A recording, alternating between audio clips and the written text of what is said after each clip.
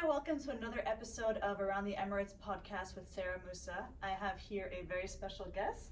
Hadif Abdullah Zamzam, class of 2008 from the American Community School. I think that's the connection between Sarah and myself. Yes. But on top of that, maybe not as important, I'm also a senior associate with Mubadala Investment Company. I currently work in the healthcare department in Mubadala. But there's quite an interesting story of how we got there. I don't want to spoil it, but we'll get into it. We'll get into it eventually.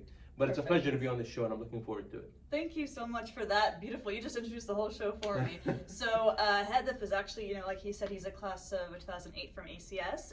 For those of you that don't know, I also went to ACS for high school. I'm class of 2012, and the ACS alumni group actually put us in touch with each other. And I actually wanted to have a very special episode with Hadif today because of his story, as he mentioned, of going into Mubadala Investment Company. So tell me your story. So I guess the story starts where the first part ended, which is I graduated from high school and I got into real estate at the University of Reading in the UK. Okay. All indications were that I was gonna study in the US. American Community School, Right, yeah, the that's American path. education. But Yeah. we were the inaugural batch of the IB program. Oh no. So way. so it was kind of like everything we knew about the world was changed because Right. prior to that everything was AP. Okay. I see. So our batch didn't have the option to do AP. So essentially, it opened up the world in terms of it's not just the US that you're going to study in. So that was the start of it. Additionally, I had done a few summer internships at Dar Properties, which was the biggest developer in Abu Dhabi at the time. It still is at the moment. And my heart was set on I'm really interested in this real estate thing. You got it. You're gonna go for it. Exactly. So Okay. 2008, 2009, that's where real estate was sort of at the forefront of everything that was economic development in Abu Dhabi. So it seemed like the right decision. Lo and behold, right after that, 2009, the world took a turn for the worse, Right. and there's a subprime mortgage crisis. Yes. Yes. So all of a sudden, all of the theory in real estate went out the window. Everything that with that, all of the data, all of the studies, everything that made you a successful real estate developer or investor was no longer valid. Right. Banks didn't know how to deal with it. That's such a culture shock almost. 100%. Wow. So right then and there, you have this mind shift where you're no longer studying, data from the past or lessons from the past. We're sitting there as first or second year university students, learning or actually creating new content and new ideas from about scratch, right? what do you think? How do you think we're going to rebound from this? What is the impact on Dubai? And it was all about Dubai at the time because Right. they're talking about how Dubai failed and all of this stuff. Thankfully, we laughed last when it came to that issue. Right. But it really, right then it imprinted on you have to learn how to pivot. You have to learn how to adjust your skills. You have to Be flexible. even something as specific as real estate. There's certain ideas and there's a certain process that you learn doing that as long as you're open-minded and as long as you can reapply yourself to other industries. Of course. So that set me on the path to start my first job with the Dar Properties. Okay. Where I worked, I was given the option at the beginning. I said, do you want to do a rotation, or do you want to jump in the deep end? So hold on. For those of you that don't know, what's a rotation?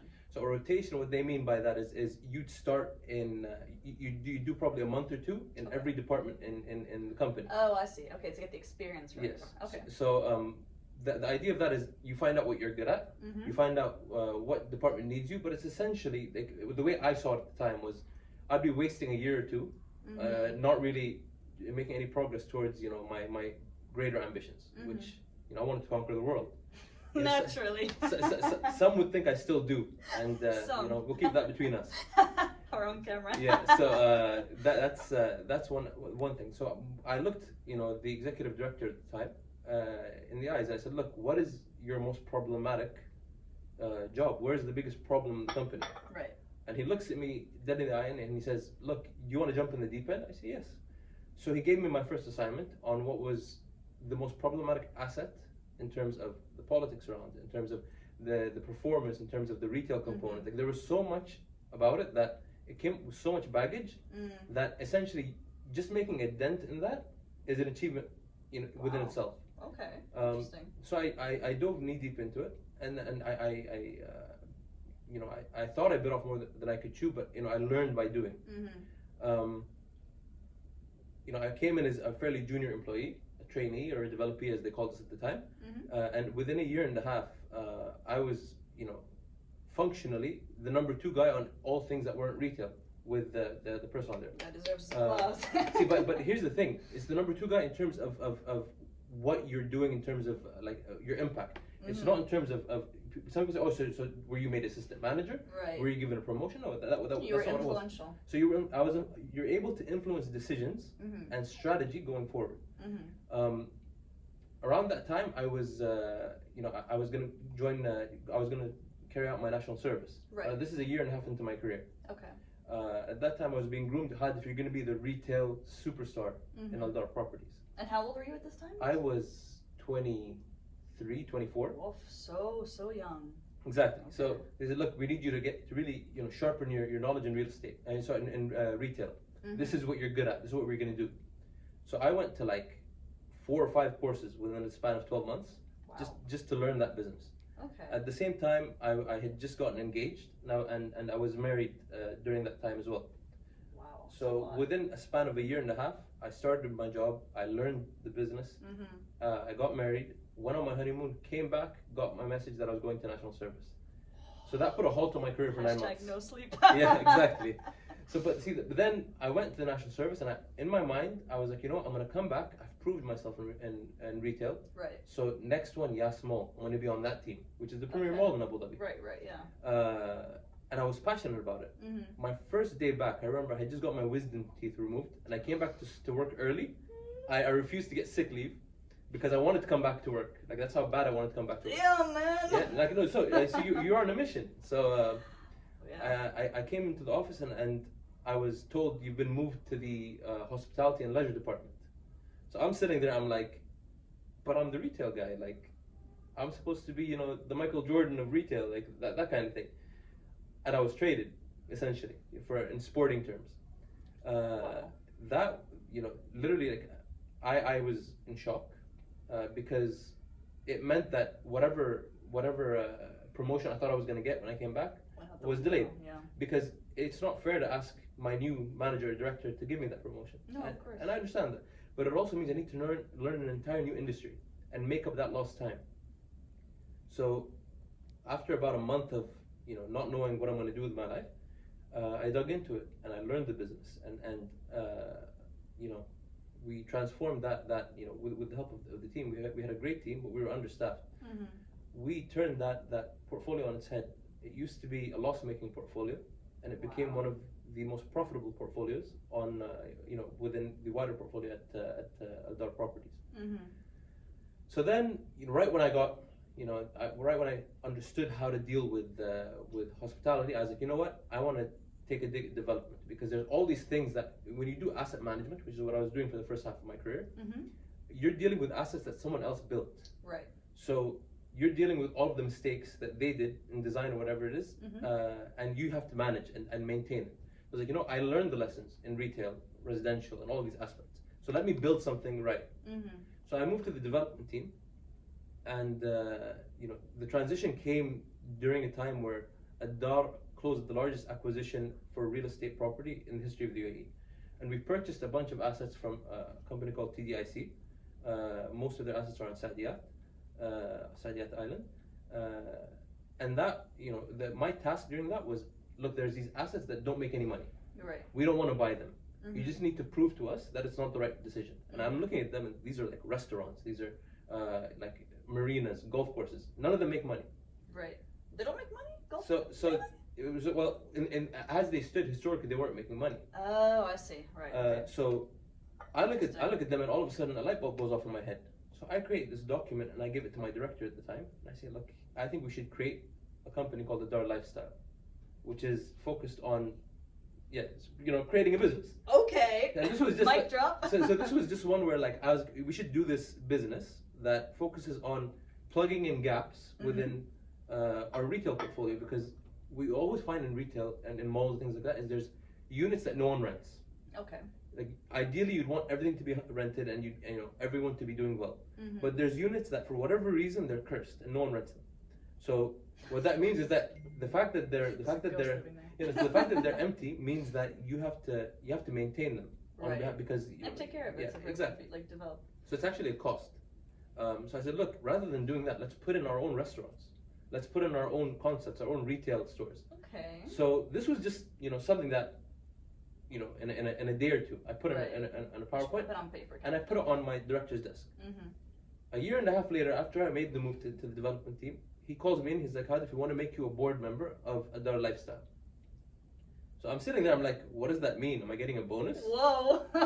Yeah. So this is one of those things where, that's a life-defining moment, because I look back on it, and he looks at me. He's like, although we didn't see it at the time, Yeah. That document that you dropped on my desk, and then we forgot about, it stuck with us. It stuck with us. So I'm sitting there, and the fact that they named the company Dar Lifestyle, that gave me a sense of that was a stripe for me. I'm not taking credit for the name. I'm not saying, it was my idea. What I'm saying is that I felt like there was actual value I was adding outside of just my day-to-day role. Of course. And then, again, none of this is linked to I got promoted, I got a bonus. So that's not, notice I'm not telling you that story. Mm-hmm. All I'm saying is I switched roles. Right.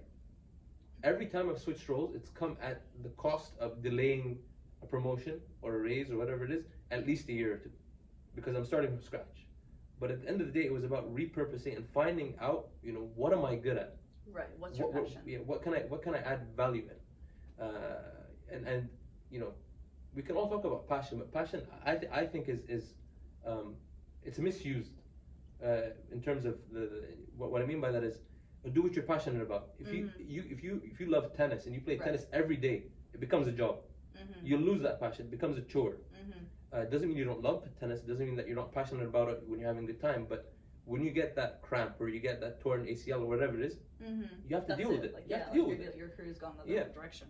So essentially, then I was like, you know what? Like, I'm doing development, which is what I always wanted to do. Right. But there's still a fire burning in me. So I'm managing 6 or 7 different developments on and off, and making sure that we're crossing the line. And I'm scratching every itch that I thought I had. I still felt a little bit of emptiness. So I started working with our senior management in the development side of the business and started putting together strategies. For this is how Yas Island should be. This is how Saadiyat should be. This is how Reem Island should be. Like, literally game plans for how we should approach the next 5 to 10 years of real estate development, and putting a character to all this stuff. It was in that moment that I realized that it wasn't the development that mattered to me. It was this long-term strategic big picture thinking. Yeah. That's what I want to do. I think that's probably my favorite part of everything you've just said so far. The fact that you have taken something that wasn't given to you, it wasn't someone who came to say, hey, there's this opportunity, do you want to take it? It was you who took the initiative yourself to go and say, hey, I actually not just passionate about it, but I want to make a difference. I want to actually put my plans into action. I think that's very inspirational, and I really appreciate you sharing that with me. If there was one thing that you could have maybe done differently, what would it have been? So the one thing that, looking back on it, hindsight is 20/20, but look, the lessons are important, and learning things the right way is important. But a lot of the times, because we're looking to sharpen our blade and all of that, we leave things on the table. So my advice, whenever someone is doing, at an early point in their career, use your leverage. Figure out what your leverage is. If you feel like you're not being compensated fairly, you should mention it. You should bring it up, because at the end of the day, there was a great quote that I always keep with me. One of my former colleagues said. He said, "You get what you allow." Interesting. You get what you allow. Okay. Yeah. So that was right there. So essentially, when we were taught in school and in university that do the right thing and you'll get what's coming to you. If you study, you'll get an A. Right. That's what you put the work in. Yeah, that's what we're conditioned to do. Right. But when you're looking at it practically, if you're really good at your job, and your job is relatively junior or middle management, and you're doing a great job at it, and you're not making a fuss about it, or you're not making it clear that you have bigger ambitions. Right. That's on you. Yeah. You need to be the one that says, look, I need to do more. I want to have a bigger impact. Yeah, it's not just the day-to-day stuff. It's thinking the grand scheme of things. Yeah. What else do I want to achieve? How else do I want to get there? What is my big, 5 to 10 year kind of personal goal for you? Exactly. This story that you just told me is not just to make money or have a salary. This is how can I make my mark in this industry? Yes. I think that's incredible, and of course, like, I applaud you for putting yourself out there and taking a risk, right? At the end of the day, you took a risk, and I think some of those lessons that we were taught at ACS, I'm gonna go back to the Viper days, some of that was invested in this. Yeah, 100%. I mean, look, there's a lot of things that are sort of hardwired into what you learn when you're really young, and you know, you learn ethics, you learn your moral compass is set at a fairly young age. But at the same time, there's some things you only learn by experience. So